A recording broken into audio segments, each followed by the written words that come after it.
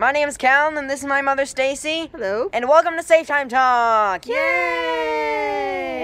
We are here on our deck in our backyard. Yep, we have a tree reserve in the background, and all together, welcome to our backyard. Yay! But we wanted a very tranquil place today.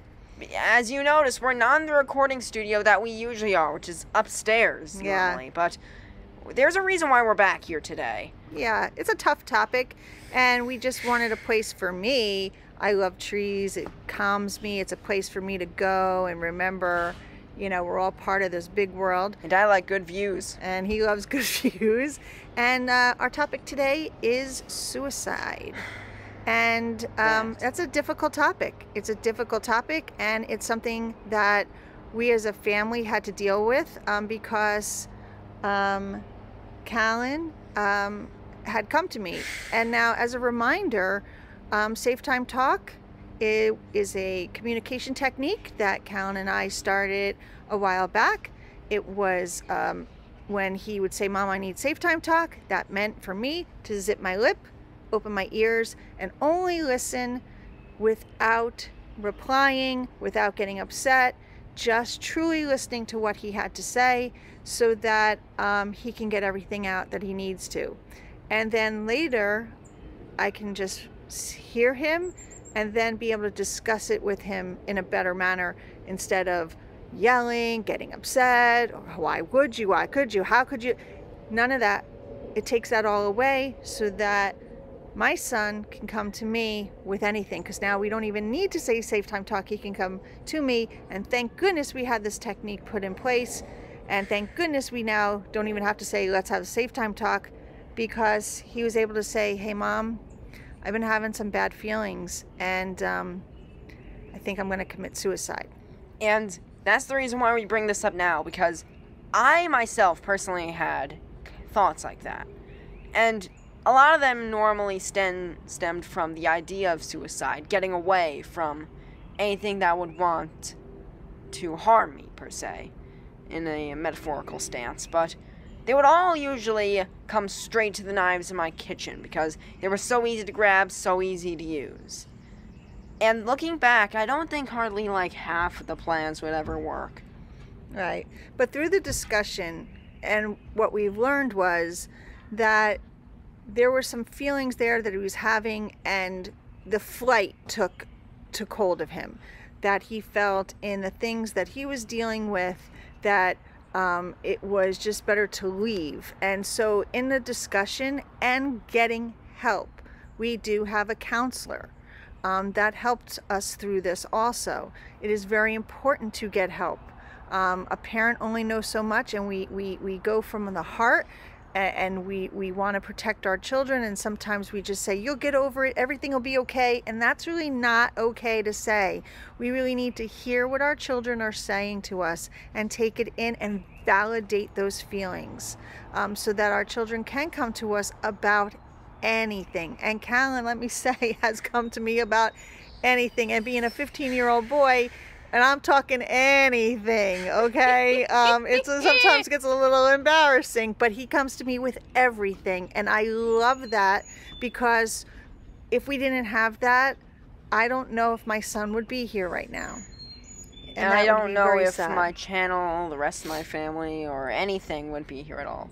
Which brings us to our next point about suicide, and that being how it doesn't just stop when it's revealed that someone died to their own will. And there's always an echoing effect to it. Like, say someone that a lot of people loved, like people at school per se. Right. Someone that was hiding back dark secrets and a dark family past had committed suicide. What would happen to the people who didn't think that he was thinking about committing suicide? Right, and we talked about this, and we said, because I did it when he was talking about himself, and how that what happens when someone goes is that everyone else is left with the problem.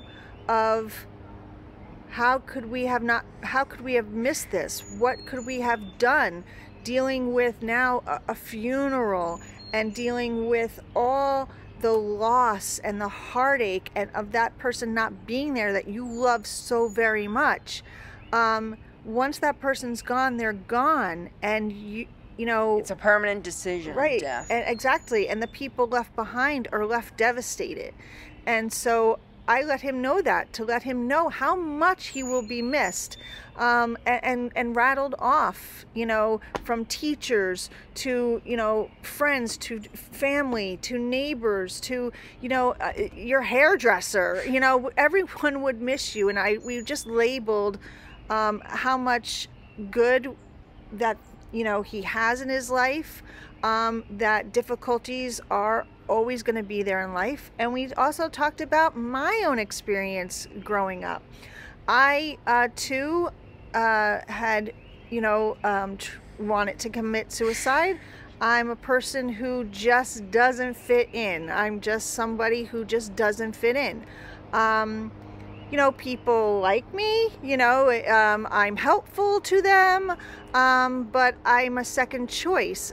So I, you know, that's how I felt. Yeah. And so I too had a very difficult time, but thank goodness I did get the help that I needed when I needed it. And, you know, I'm here today, and thank goodness, because I wouldn't have met my husband, who helped me through many a problem. I wouldn't even and then be he here. wouldn't be here. And the blessings that we have, I mean, through this pandemic alone, we have been so happy being, you know, kind of like a bubble in our own little house, you know, and the world is away from us, and we're kind of happy and content. And, you know, I believe that there are some people that may commit suicide because of the pandemic. Like, Yeah. perhaps they're separated from family, like, maybe an outside life is the one thing they've had, like, perhaps they're a part of an abusive family, and Yeah. because they're around them more, they get abused more, and that may drive them Yeah. to end their own life. The pandemic has been very rough because people haven't been able to reach out. So we want to let you know that we are here. If you have any questions, or if you need some help, we will put on some excuse me, we will put on some phone numbers that will help you if you are someone who's contemplating that, need someone to talk to. We will definitely put that information up. And I also know of, for families out there, I think Alaire will be doing a weekend kind of festival of information for those who need help. Mental health is essential. We have to take care of our mental health, and we have to take the taboo away from talking about topics like suicide. And that's what clubs like my school club, Yeah, Source of excellent. Strength, Yeah, are for, to that's prevent right. suicides that may or may not happen often. yeah, your club is very instrumental in putting positive messages out there to try to get people alone. And I know your school, right, has some protocols put in place if, you know, unfortunately someone did take their life, that the school has protocols put in place for that, so that the school knows how to deal with it and how to help the students out if, God forbid, that did happen. So we just wanted to let you know that life is good, okay? It really is. And sometimes It's it might worth not feel enjoying. that. Yeah, it really is worth enjoying. And sometimes it doesn't feel like that. And we know from our own experience. I suffer from social anxiety. I found that out very... I have anxiety in general, Yep. like an anxiety disorder I'm born with until I die. Yep. And so we have some things that we deal with on a constant basis.